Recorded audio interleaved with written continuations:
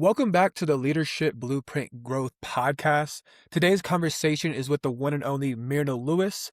She's a keynote speaker, a psychologist, and co-founder of Lewis Deep Democracy. Myrna has spent decades working with leaders, teams, and organizations to navigate conflict, power dynamics, and real human behavior at work. In this episode, we will explore what most leaders misunderstand about conflict, why avoiding tension quietly erodes trust, and how the principles of deep democracy help leaders surface what's unsaid so better decisions can actually be made. This will be a grounded, thoughtful conversation for leaders who want to lead with clarity, courage, and psychological safety, especially when the stakes are high. I'm excited to dive into this one. Please welcome Myrna Lewis. Myrna, it's a pleasure to have you on. Thank you so much for being here. The first question I have for Thank you. you. It's lovely to be here. Absolutely. The It's first lovely to question we be here have and for a you. privilege. Thank Of course, you are very welcome. You are very welcome. How would you describe the work you do in leadership and executive development for someone hearing about it for the first time? So, Lewis Deep Democracy is a methodology to help leaders lead in a way that they enable people to gain buy-in. So a lot of people in an organization, and I'm sure leaders will resonate with this, they tend to say yes, yes, yes, but in actual fact, there's a large part of them that's saying no. Part and parcel of the reason why they say no in silence is because the space is not safe for the no to be heard.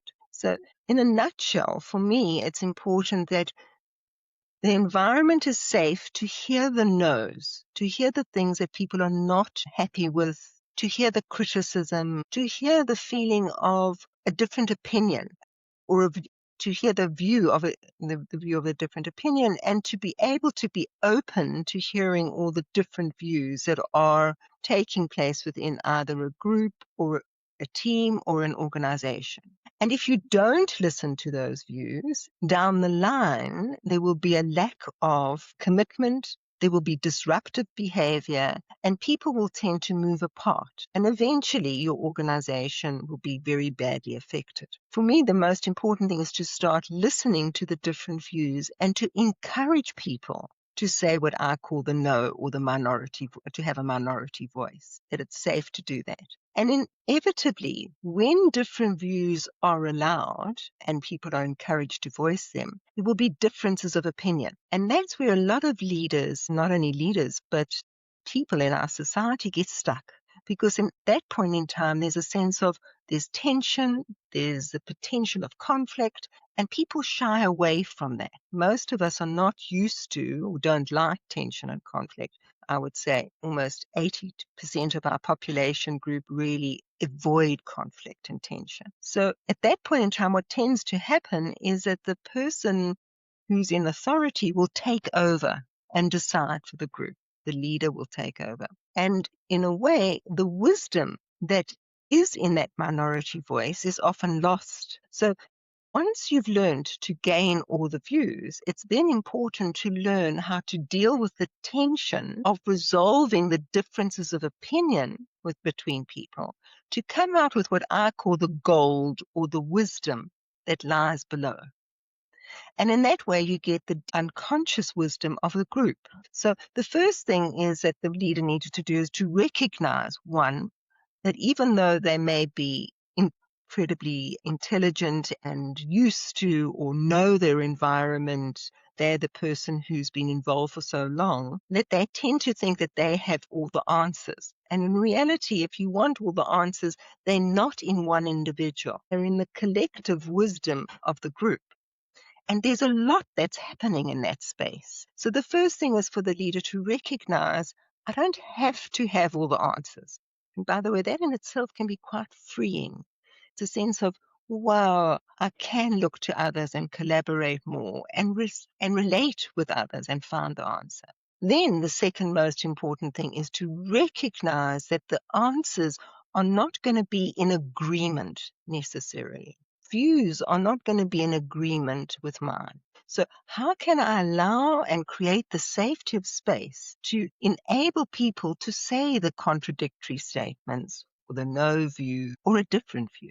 And then to learn the methodology that will help you resolve the tension in such a way that not only do you resolve the tension, you gain the wisdom that's in the group, but also you create a sense of benefit in the group. The group gains greater cohesion and as a result works better as a team or as in a group, gaining buy-in, and you're gaining a sense of motivation and cohesion if you follow these steps. That was an amazing intro. Thank you for all of those insights. I'm really looking forward to understanding how an organization can cultivate a safer environment so we can tap into the collective unconscious within the rest of the organization.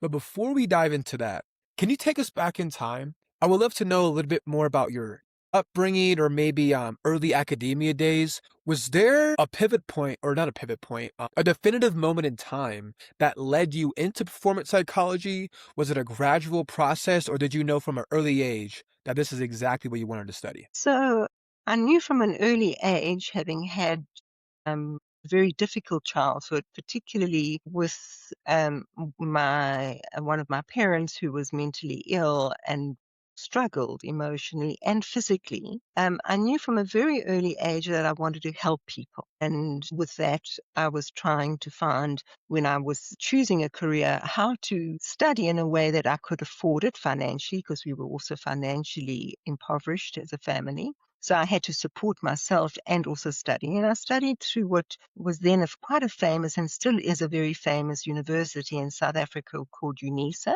which is a university through correspondence. And I did most of my undergrad and first postgrad degree through correspondence. Luckily, I went and did my master's in clinical psychology in a university full time.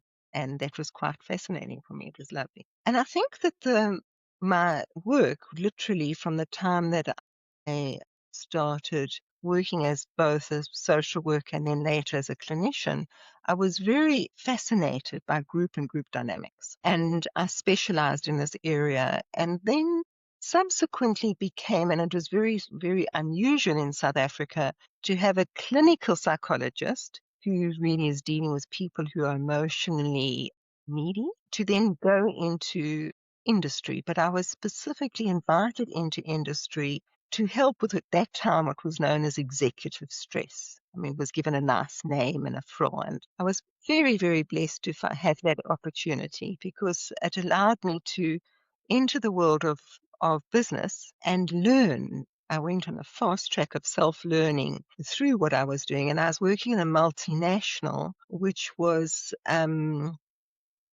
multinational company, which its core industry was cement.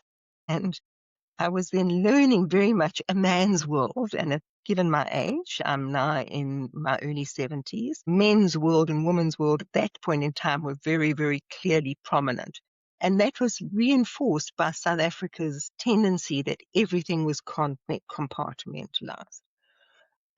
So I had that incredible opportunity to learn in a very unusual space. But I think the other major part of my motivation behind my work was not only my own personal experience of not having a voice, but the reality of living in South Africa at the time of apartheid, where I was one of the privileged white children, even though my family was impoverished, but I was privileged just by virtue of my color. And I was very, very taken and sensitive from a very young age to the way my parents, who were quite racist, treated the maid that was in our own home, who was really like a mother to me, and very sensitive to the fact that there was this split between the races. And as I grew through adolescence and obviously became quite revolutionary at that stage, a person who was very anti-apartheid policy and very careful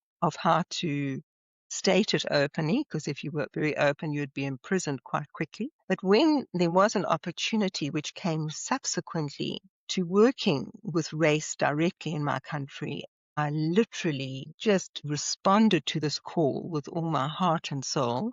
At that stage, I just remarried to my second husband, who was American. And it was interesting because we were trying to go, his dream was to retire early, and we were in our 40s, and his idea was that we're going to retire now.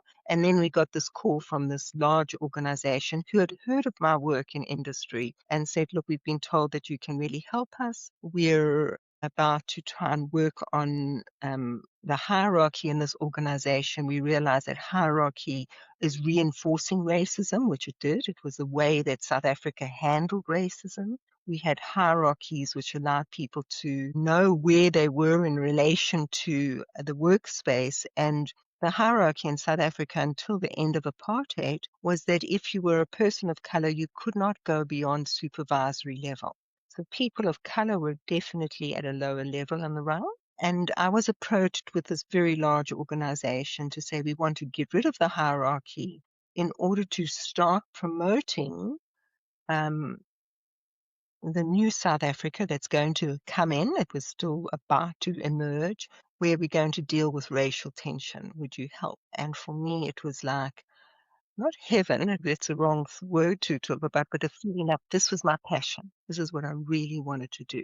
And my late husband didn't want to do it, but he said to the director, if I want to remain married to her, which I do, I'll do it, because I know the world of a consultant is that you're hardly ever at home, and we'll do it together. But know that I'm doing it for her, not for you. I like that. Sounds And it like a was good husband.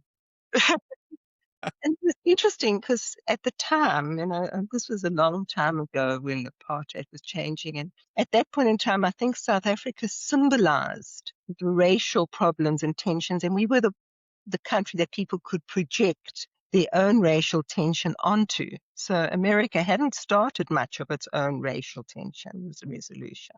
And so he kind of naively said, I don't have any problem with race. I'm American. And we kind of winked at one another and said, okay, but we're still going to do this work. So we did it. And that was the beginning of Lewis Deep Democracy. It was basically taking this method into the first time in a very almost like an experiment into a large organization. And we put together this methodology, which is really about enabling people's voices. And in a country which had not allowed voices for 300 years, that was incredibly difficult, challenging, but incredible, and almost blessed to be part of it. No, I could imagine. And I just want to say thank you for partaking in that line of work. Just I don't know. It means a lot to me because of my family. I actually do have first cousins.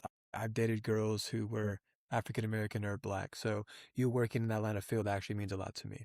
Can you give us a high level overview of some of your methods or that specific framework that you used when working with these organizations? Sure. So it really was to introduce the issues that I've already spoken about. That first of all, if you're going to adopt a leadership position at any level of the hierarchy or any situation, to recognize first of all that leadership in a broad term is the person at that point in time who has the wherewithal or wisdom or knowledge of making a decision at that point in time. And in actual fact, that point in time could be very different to another point in time when another person can take it. So it's first of all a recognition that the role of leadership can be fluid. It doesn't need to be linked to the person who's getting the large salary and the corner office with the very nice fancy car. It can be leadership is going to be an energetic archetype within any organization, and will show itself in every situation when there's a group.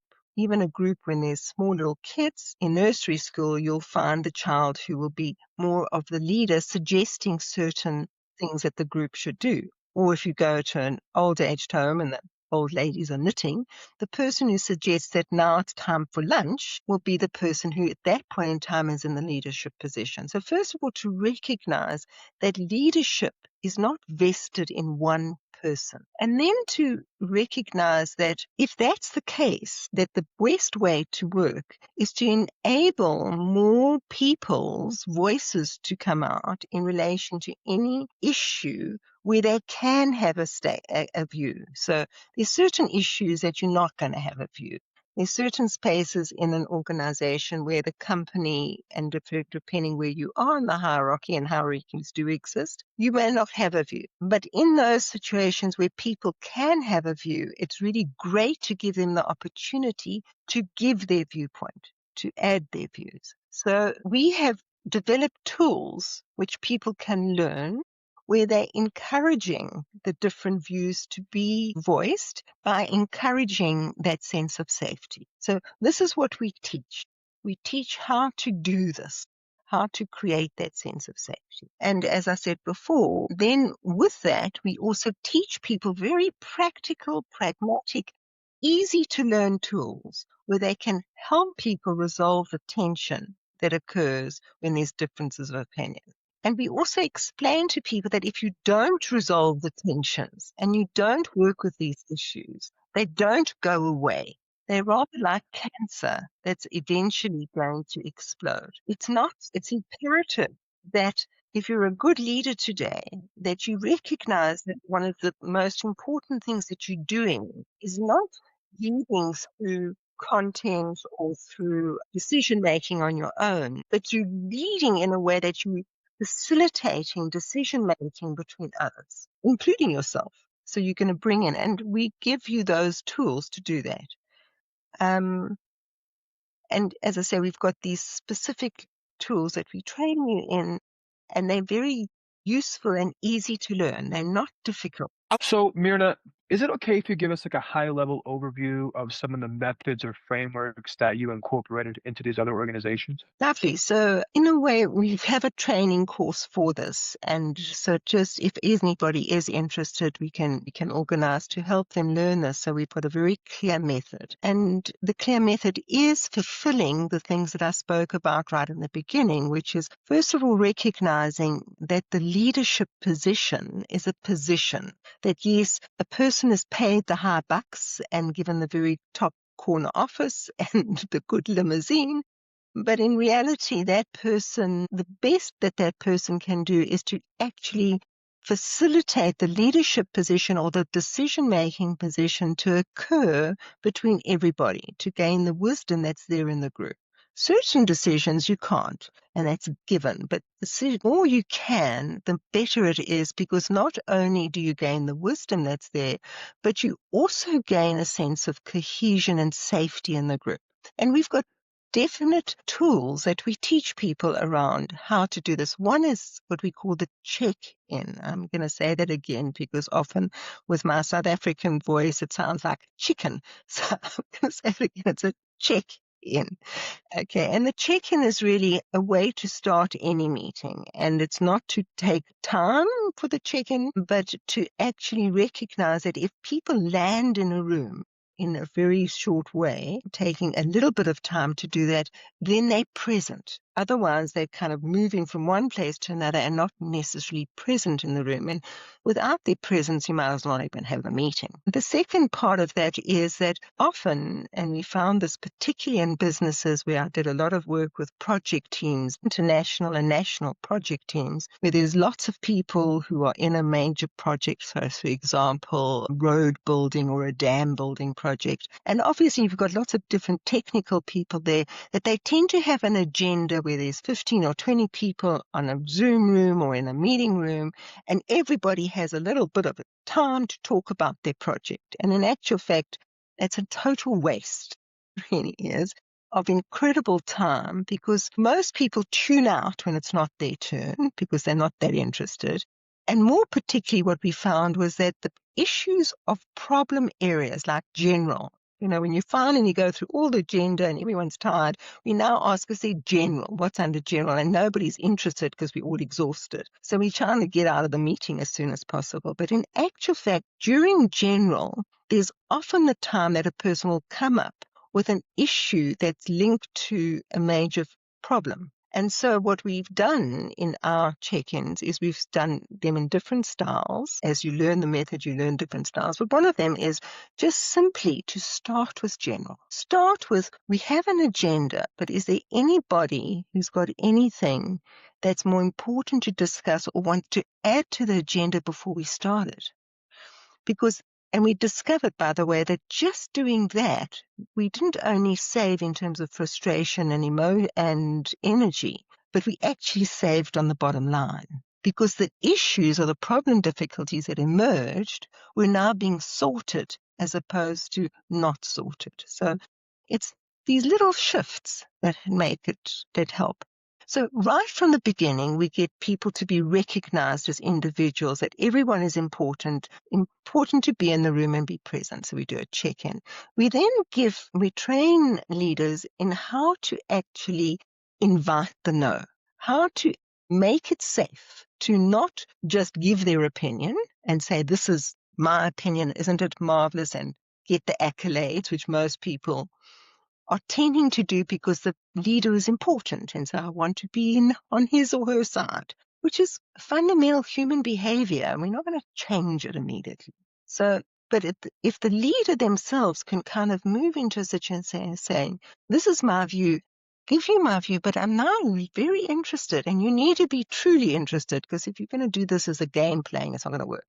Truly interested to hear your views, to hear what other views there are. And when you listen, part of the listening is not to knock the person down and say, no, that's a bad idea, but to really genuinely listen and encourage others to have other views. So if the person comes and says, I think your idea to paint the room white is a great idea, but can't we do stripes and a few spots at the same time? As a leader, I might think, my God, this person's totally off the wall. But instead of doing that, I actually say to the person, interesting idea. Does anybody else have other ideas like this one or similar? So to recognize that the no or the different view may be voiced by one person, but it's actually alive in others too. And I think this is the other thing that leaders don't recognize. They don't recognize that a no or a different viewpoint or a conflict or a tension, they see it as linked to individuals, and that person tends to become labeled the problem maker. And how can I get rid of the problem maker? If you do think like that and you've tried that, you'll also recognize that when you've got rid of the problem maker, that person's not there, and you say, oh, thank goodness, we'll get the decision made today. Somebody else becomes the problem maker. The issue is not linked to individuals. It's alive and well in the people. And so if one person's saying no, bet your bottom dollar, others will be saying no. So we help people to recognize this and to find out how to get the no in small groups as well as large groups. Often we're dealing with leaders who are working with large groups of people, like 20 or 30 people at a time. So we actually help them to use different methods where they don't sit around a boardroom table, most of them concentrating on their laptop and actually just looking into what other things they should be doing now, and they're not present. We actually get them to be involved, and we do what is known as a dynamic dialogue or a soft shoe shuffle. And people are then involved at the decision. So we teach leaders how to use these tools. And then most importantly, once there is a clear polarity, there's different viewpoints, instead of running away, no, which most people do, and most leaders then say, okay, I'll make the decision. And by the way, at that point in time, it's like the kiss of death to anything that's been done before. Once the leader comes back and takes back power, why do it anyway? But at that point in time, if the leader can be shown to facilitate a debate, and we do a very unusual LDD debate, which allows the different viewpoints to be heard, but we do it in a style that is not linked to people. We do it in a style that says, we're going to decide if it should be painted white or stripes and dots or whatever else we want. We'll all stand on the side of white, and then we'll all stand on the side of the variation of color painting. And with us all being on both sides, the individual's not linked to the issue. And this is another very important point, to move away from individual linking and stereotype to certain viewpoints and then literally scapegoated. Rather, it's a sense of we all are standing on one side, we all are standing on the other, and then Once we've done that, debating between these two sides, with all of us on one side and all of the other, we have 2 or 3 rounds of that. We then go to a very important element of this work, which is a lot was said, but what hit home? What was the thing that actually hit you?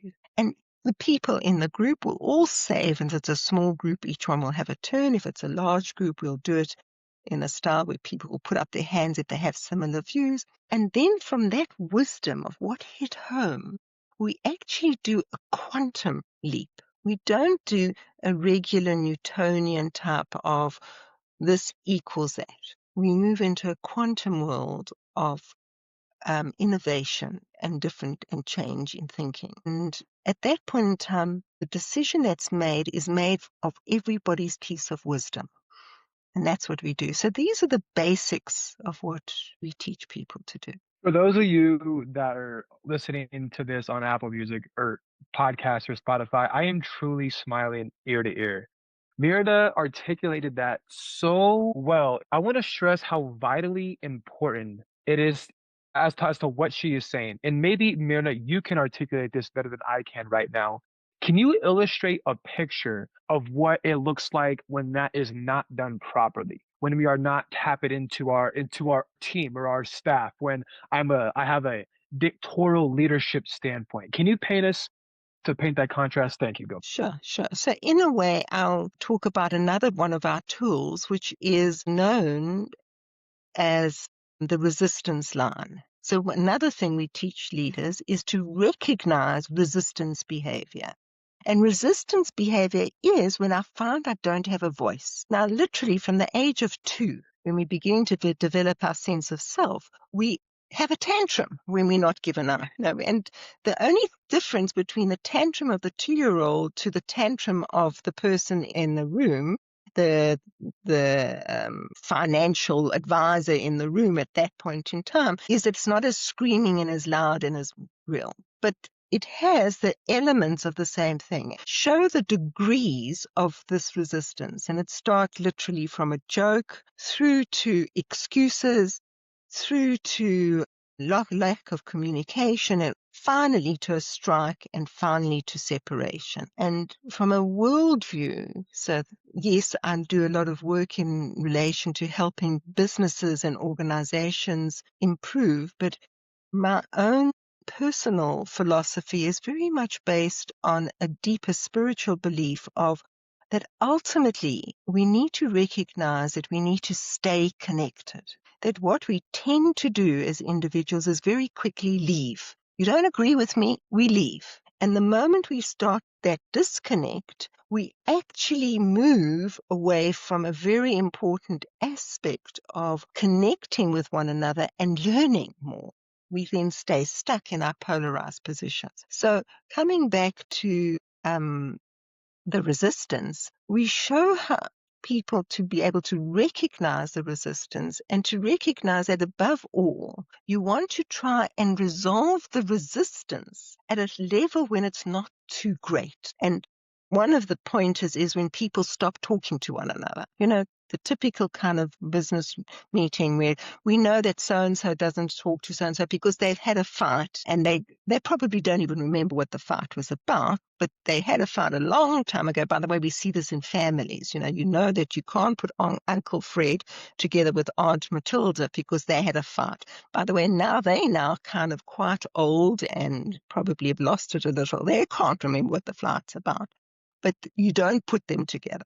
And in a way, at that point in time, you know that you're in quite a critical level of the resistance. And we teach people to recognize the resistance earlier and to already start interacting in such a way that you lessen the resistance through these other techniques that I spoke about. And you go into the resistance with a much more definite, I'm not going to leave it thinking it's going to get better, or ignoring it with it's going to go away, which a lot of people do. They tend to think, well, if there's tension, we'll ignore it, we won't look at it, we'll let those people have their fight forever, and it's fine, it doesn't really affect us. Well, I think the world is showing us what leaving tension about is showing in society today with the wars that are taking place. We can't deny the fact that there's conflict and tension with people. We have to do something to resolve it. Completely agree. And unresolved tension in the business place happens all the time in my experience and in families as well. And I feel like there's no business problems. It's personal problems that bleed over into your business, I think. On the topic of implementing these frameworks and these methods into organizations, do you mind sharing with us like a case study or I guess the aftermath of you implementing these methods and strategies into other organizations? Sure. I'm going to take a business environment because I think most of the people tuning into your talk are really business people. But I have worked in many large organizations, international organizations like Doctors Without Borders, and with large social activist organizations and large also organizations like hospitals. So what I'm going to talk about, though, is a more work-related issue in the business world that I have a lot of experience in the other areas. Although I'm talking about it now in the business world, it's similar in the other sectors that I've mentioned. So a good case study is that I worked with a multinational in South Africa, a multinational that was a project, the one that I mentioned, where we changed the view from the gender to right up front, and already there was a kind of financial gain.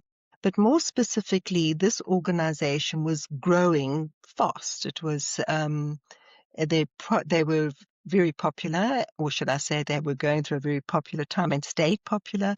And their work was expanding at quite a rate, both nationally in South Africa and beginning internationally in the USA and also in parts of Europe. So they were moving very fast. And the issue was, we're engineers. We don't really know much about people stuff. So, negotiation stuff and all those kind of things.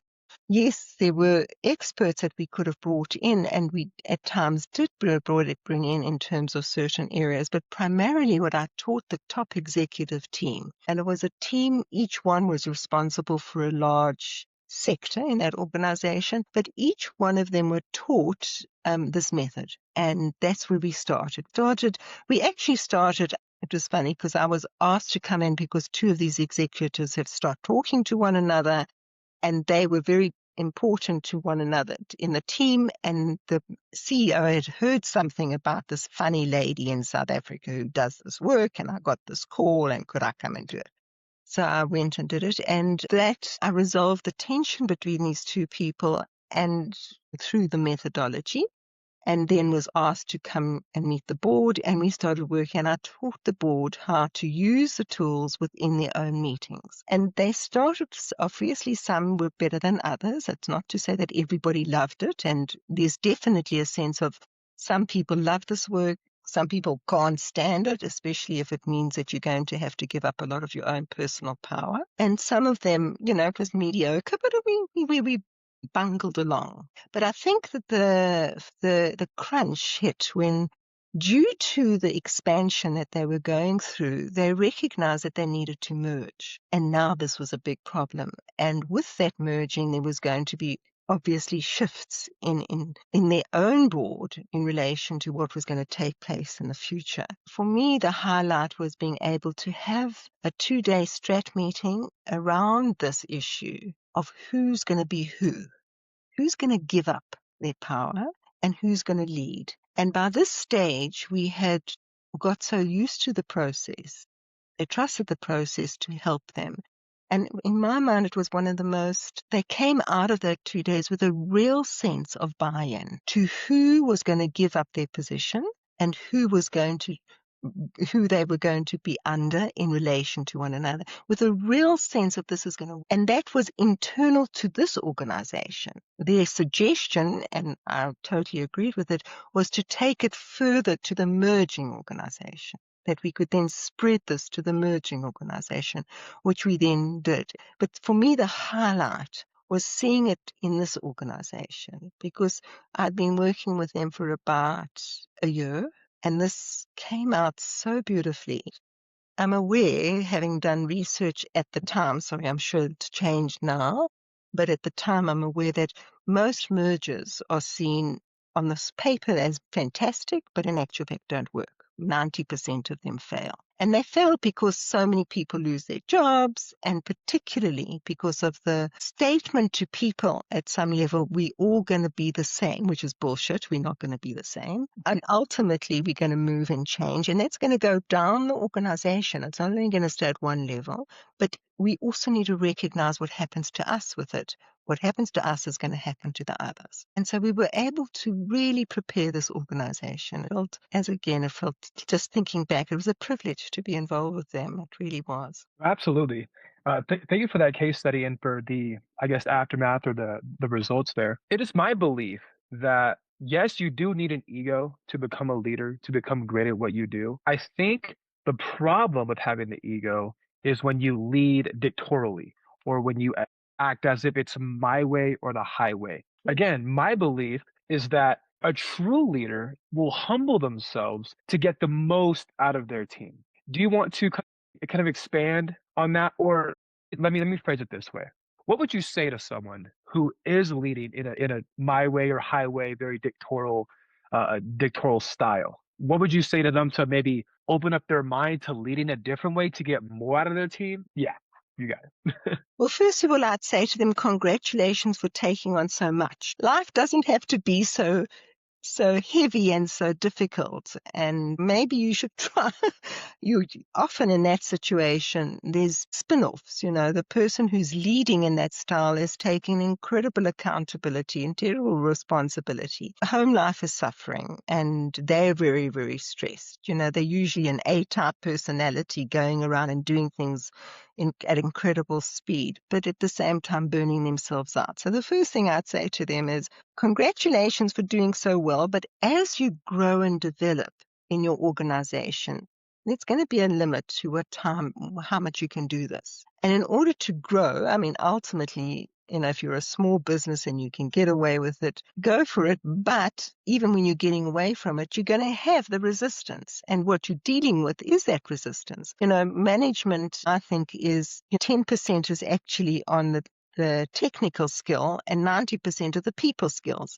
And a lot of the people who are leaders, in terms of what you describe as a leader, more egoistic, more A-type personality, the go-getter, the person who's going to make it work on their terms, way or the highway, is a person who is not sensitive to people. And in a way, by gaining a sensitivity to themselves and thereby gaining an awareness of themselves and awareness of others as people, just as human beings, would help. So again, the first thing I'd say to the person is, great that you've done so well. Carrying a lot of stress, and do you really want to live this way? And as you expand, is this going to help? And to start showing them and introducing them in to another way. Not saying that their way is shocking, because no, they've got where they've got to as a result of what they've done, but giving them insight into themselves and then teaching them these tools which they can then learn how to use and become from an arrogant dictator to a facilitator. Which is it's been known. Peter Senge wrote it in his book so long, long ago, and people have just reiterated it since then in different ways, in different formats. But a sense of that a leader is a person who's a facilitator of people. You lead, in his perspective, you lead from behind. I don't believe you need to lead behind or forward. It makes a difference. But you're facilitating, enabling the power of others to come out, knowing that if you want to succeed in today's world, it's impossible not to do it that way, unless you're a one-man show. But ultimately, you're going to need people to do it, especially in this day of the world village, where we are so connected through the internet and we're no longer so far apart from one another. Speaking of being connected, you brought up the collective consciousness and even the collective unconsciousness. Can you, for the audience, even for myself, can you expand on exactly what that means for someone who has no idea what that might mean? Okay, well, I'll just give you a little brief psychology, kind of a very brief intro to some very basic psychology that you can understand. So it was Freud who introduced, and it wasn't his introduction, it was actually spoken about long, long, long ago in the time of the golden age of the Greeks. So, but what Freud did when he described the human psyche, he described it like an iceberg. He used the analogy of the iceberg. And by the way, we use that same analogy in my work as well, where what he was describing was that a very small percentage of why we do what we do, we're conscious of, which is that part above the waterline in the iceberg. And that iceberg, as an icebergs are, that's a very small tip of the iceberg. And below the waterline, the iceberg expands. And in a way, what he is saying was that most of our behavior is prompted by unconscious processes, habits, survival instincts and mechanisms that we've learned when we're very small and often are also gained as part of our inheritance. In our genetic pool, we gain it. The latest research has shown more and more that a lot of our personality is genetically based. So it's almost like we're born with it, get on with it kind of thing. I love the iceberg analogy because it's actually water that's frozen. And if you imagine that in a way, if you're on a trip in any part of the North or South Pole, and you're lucky to see icebergs, you'll notice there's quite a few of them. They don't come in isolation. So it's lovely in a way that if you were to think of the water between them and also that they're frozen water, it's almost, you can now get the analogy that this is like the connection is in the water. And that's, if you were to look at it at a deeper level, if we now go to Freud's friend and then arch enemy was Jung, he was describing the collective unconscious. And the difference between the two giants was that Freud was seeing that the psyche is made primarily of a very basic ego drive, and Jung was seeing it, no, we've got far more in us than that. We've got a far more of what he calls the collective unconscious. And part and parcel of the collective unconscious, which you would have heard about, are the archetypes, which are the kind of things that are in society, they're in the way, whichever society you go to, you'll find certain behaviors. And leadership is an archetype. It exists now as it existed years and years ago and will continue to exist. It's an archetype within the way we behave in society with one another. The beauty of the new physics, because what we're talking about in Freud and Jung was beginning to already be changed because he was living at the time and analyst to the time of some of the most important physicists of the time. And so he is influenced by their thinking, and I'm sure he influenced them in some way, who knows. But today we know that ever since the theory of relativity and the beginning of the new physics and quantum physics since then, is that we're not individuals. We are more linked to one another through this unconscious, what he would call the collective unconscious, and what you could call an energetic field. And the work that I do is very much linked and based on Mendel's work. And Mendel was he's the father of process-orientated psychology. I personally believe that he will be known as the new Freud of our age. And his process-orientated psychology was a combination of what he did, which he was a Jungian analyst and he was a physicist. And what he introduced into psychology was the latest physics, and he introduced it in terms of energetic fields. So that's a very little bit of psychology. Well, thank you for those insights. And side note, I am a big believer that in the collective consciousness, even in the collective unconsciousness, our consciousness itself is energy. And energy cannot be destroyed nor created. It's eternal. And I feel like some people, they not neglect or they reject that idea, but from a physics standpoint, that is a fact. You know, it's kind of hard to argue with physics. I'm probably getting off topic here, but as a side note, that is where my passion lies, is teaching that principle to my family, acquaintances, associates, whatever the case is. I think everyone needs to understand that. We kind of are wrapping up on you agree? Perfect. We are kind of wrapping up on time. We have time for probably one or two more questions. One of the questions that I do have for you is, I guess, what are some things, or I guess some practical pointers that you can give to someone struggling with, I guess, not allowing their team to speak up or not having a psychological safe environment for their company? So are you asking what I would suggest that they do or to make it safe? Is that it? Because Yeah. ultimately, so the first thing is to recognize that if it's unsafe, the longer it remains unsafe, it's not going to get better on its own. It really isn't. It's going to spiral. So it's a little bit like what you're saying with energy. Energy doesn't go away. And the longer it stays, particularly any kind of tension, each time we talk about it cycling, it going around and around, each time it cycles, it gathers more energy or weight. So what was a little bit of, I was a little bit put off by this person, if I don't resolve it soon, it very quickly will become a sense of, I can't really talk to this person. We can't have this. And by the way, it's not, what tends to happen is that I don't talk to the person and I withdraw. I talk to my buddies about not talking to the person. And that person talks to their buddies about not talking to the person. And so we very quickly get a sense of whose side are we on? Are we on this person's side or that person's side? So to creating safety, this has become far more the refrain in Europe now, and it's interesting in terms of the political times that Europe is going through, is that safety is the most important thing to have in the workplace. And if you think about it in terms of politically, they're moving far more to the right. So there's a sense of where is it safe? Can I say what I need to say? Knowing that if you have an unsafe environment, to do something about it in whichever way you want, but to not think that it's going to go away. So that's my first thing. Clearly, if I would advocate using some of the tools that I've spoken about already, but the first thing, my first very definite statement is don't think it's going to get better.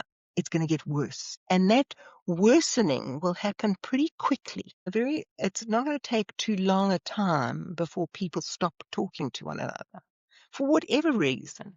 Well, absolutely. And I feel like when people do stop talking to one another, the productivity of the staff goes down. And that affects your bottom dollar. You kind of look bad as a leader, you know? So there's so many things that correlate with not having a psychologically safe work environment. To actually get pretty personal with you, I come from the opposite background. Maybe it's my sports background playing up, but I wouldn't necessarily say the coach had a non-psychological safe environment, but it was very my way or the highway. He was high praise, but if you messed up, he would also let you know that you messed up and that you should do better. So maybe that was kind of the safety aspect. And I, growing up in my late teens, my early 20s, thought I needed to lead from the front. I needed to lead. That you have to do this, you have to do this, you're better than that. But, having this podcast and speaking with amazing experts like yourself, I realized that it's quite the opposite. If you actually want your team to grow, take quantum leaps, you need to let them speak up. You need to kind of take a softer, more humble approach. That's just new insights for me personally. I would have never in a million years thought that that's how you get more out of your team. I thought it was ride them, be on top of them, push them, but it's actually vastly different. And I think that it also depends on what you're talking about. So in a rugby or a soccer team where you've got almost like leader who's seeing the overall effect of the different parts and making sure that they function together, in that kind of sport, similar to a conductor of an orchestra, they're responsible for getting these parts together. But it's fascinating because in those two situations, one is, I don't know if you've ever listened to, but one of the orchestras that has incredible ability is an orchestra without a conductor, where they conduct on their own, they self-conduct. Amazing. And I've listened to them. And the other thing was that I was invited to Israel a long, long time ago. And at that stage was before a lot of the Israeli situation now where we're in such a bad situation. But I was invited in because the two of the top players at that time in Israel, soccer players, who were being already poached by international teams, two of them had actually stayed in Israel and began a coaching program. And they realized the need for doing something like this. And they took on a program where they would basically both Palestinian Jews and Israeli Jews together in the same teams and put them together to try and do a social activist program. And they used this methodology. And it was one of the most fantastic things for me was to go to Israel and train them to use it. And they did pretty well. So, it's That's amazing. No, that's awesome. That's an awesome story. Holy smokes. That is so cool. just good. I do want to ask you one more thing. What are some closing notes that you want the audience to kind of take away from it? Anything that we haven't discussed already? So I think if people are interested, I don't know if they would be shown our website. I don't know if we're going to do that. Well, yeah. Where can they find you? Yeah. Yeah. So I think that if people are interested, it would be lovely if they went to lewisdeepdemocracy.com. So, and then they'd be able to see what's available. We're about to come out with our very first digital teaching, so people can just go online and actually learn themselves. Once they've learned, if they wanted to go deeper, they can learn more. So it's very exciting. I think so besides the advertising stuff, I was going to swear a little bit, but I shouldn't do that. Besides the advertising stuff, I would say the world is moving rapidly to a very bad space. The polarization, the world is, the wars that we're having are frightening. And we tend to think, well, they're not affecting us, but they are. We're living in that same energetic field. And now more than ever, it would be great to try and create a sense of connection as opposed to separation. So if I can leave any message, it's if you're as a leader and if you're in a business world, whenever you find that people are separating or on the resistance line, I would encourage you and ask you to do something, because every little bit of remaining in connection with one another helps. And in a way, a little bit like the butterfly's wings on the one side of the world are affecting another. And I know for people that would sound tree hugging and not very appropriate to say at this point in time, but it does affect you. So please, I'd say, do something as opposed to, I think one of the other things that I've been very affected about personally is that I'm Jewish, and the Holocaust was my parents' generation. And for me, one of the things that stood out in a very small Holocaust museum in South Africa were the words above, which was saying, "Did I stand by?" And I think for me, one of the things I want to be able to do when I meet St. Peter or whoever it is at the pearly gates, whoever he or she is, when I meet that person, I'd like to say, I didn't stand by. My last message to people would be, let us not stand by.